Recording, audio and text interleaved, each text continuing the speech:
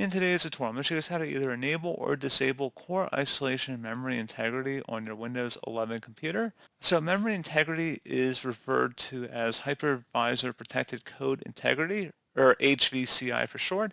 Basically, it makes it more challenging for malicious software to control your computer and gain access via low-level drivers.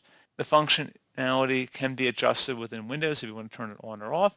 Now, not all systems will qualify in order to actually have this feature. So a few different hardware requirements are necessary, such as TPN needs to be enabled, data execution prevention, DEP as well. Secure boot needs to be turned on. CPU virtualization needs to be enabled as well. So in a lot of systems, you might not meet all those requirements. If you are not using Windows 11 with supported hardware, you won't be able to turn this option on. So this should hopefully be a pretty straightforward process, guys. And without further ado, let's go ahead and jump right into it. So we are going to start off by opening up the search menu.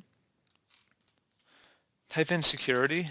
Best match should come back on Windows Security. Go ahead and open that up. Select device security on the left panel. And then underneath core isolation can help keep your device safe by protecting core isolation. Core isolation helps keep your device safe by protecting the Windows kernel. Memory integrity is off. Your device may be vulnerable. Select core isolation details. And you can turn this on or off just by turning that selection on or off there.